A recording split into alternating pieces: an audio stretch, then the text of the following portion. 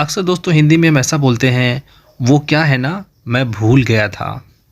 वो क्या है ना कल मैं मुंबई जा रहा हूँ। वो क्या है ना वो मुझसे मिलना नहीं चाहती है। वो क्या है ना पुलिस वाले ने मुझे पकड़ लिया था। तो दोस्तों इस तरह के सेंटेंस अब हम इस वीडियो में पढ़ेंगे। तो दोस्तों जो वो क्या है ना, इसको हम दूसरे शब्दों में दरअसल बात यह है कि ऐसा भी कहते हैं, और इसके लिए अंग्रेज़ी में हम बोलते हैं actually the thing is. Actually the thing is. अब दोस्तों इसका स्ट्रक्चर भी पढ़ लेते हैं। एक्चुअली द थिंग इज़ के बाद में आपको एक सेंटेंस लगाना है जो भी आपकी पसंद का हो, प्रेजेंट पास्ट फ्यूचर, और उसके बाद में एक सेंटेंस आपको और लगाना है। और अच्छे से समझने के लिए दोस्तों हम कुछ एग्जाम्पल पढ़ते हैं। जैसे कि वो क्या है ना मैं भूल गया था, इसको आप बोलेंगे actually the thing is I forgot it. Actually the thing is I forgot it. अगर आपको बोलना है वो क्या है ना कल मैं मुंबई जा रहा हूँ, या फिर आपको इसको बोलना है, या फिर आप बोलना चाहते हैं कि दरअसल बात यह है कि कल मैं मुंबई जा रहा हूँ, इसको आप बोलेंगे actually the thing is I am going to Mumbai tomorrow. अगर आपको बोलना है कि दरअसल बात यह है कि मेरे पैसे ख़त्म हो गए हैं, या फिर आप बोलना चाहते हैं वो क्या है ना कि आजकल मुझे पैसे की दिक्कत है, तो आप बोलेंगे actually the thing is I am out of money. इसको आप ऐसे भी कह सकते हैं actually the thing is I have financial problem these days. अगला सेंटेंस है दरअसल बात यह है कि जब मैं घर से जा रहा था तो रास्ते में पुलिस वाले ने मेरी गाड़ी पकड़ ली, इसको आप बोलेंगे actually the thing is when I was coming from home the police man caught my car on the way. Actually the thing is when I was coming from home the police man caught my car on the way.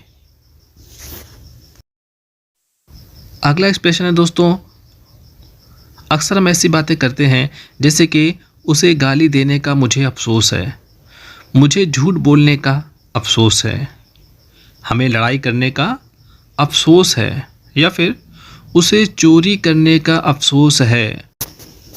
तो दोस्तों इस तरह का structure हम बनाते हैं इस तरीके से।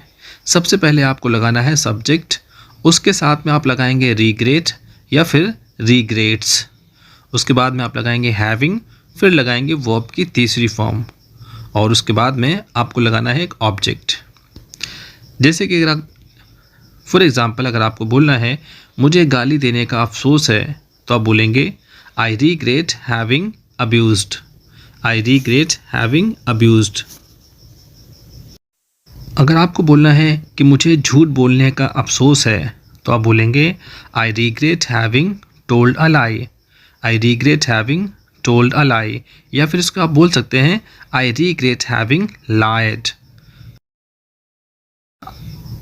अगला सेंटेंस दोस्तों, उसे लड़ाई करने का अफसोस है, इसको आप बोलेंगे ही रिग्रेट्स हैविंग फॉट। ही रिग्रेट्स हैविंग फॉट। चलिए दोस्तों अब हम अगला सेंटेंस भी पढ़ लेते हैं। अगला सेंटेंस है हमें चोरी करने का अफसोस है, इसको आप अंग्रेज़ी में बोलेंगे we regret having stolen. We regret having stolen. अगर दोस्तों आप इन सेंटेंस का नेगेटिव बनाना चाहते हैं तो स्ट्रक्चर कुछ इस तरीके से हो जाएगा। सबसे पहले आपको लगाना है सब्जेक्ट, फिर आप लगाएंगे रिग्रेट या फिर रिग्रेट्स, उसके बाद में आपको लगाना है नॉट, फिर लगाएंगे हैविंग, उसके बाद में वर्ब की तीसरी फॉर्म और फिर ऑब्जेक्ट। मुझे पैसे ना बचाने का अफसोस है, या फिर अगर आप बोलना चाहते हैं कि मुझे पैसे ना जमा करने का पछतावा है, इसको आप अंग्रेज़ी में बोलेंगे I regret not having saved money. I regret not having saved money. उसे यहाँ ना आने का अफसोस है, he regret not having come here. He regret not having come here.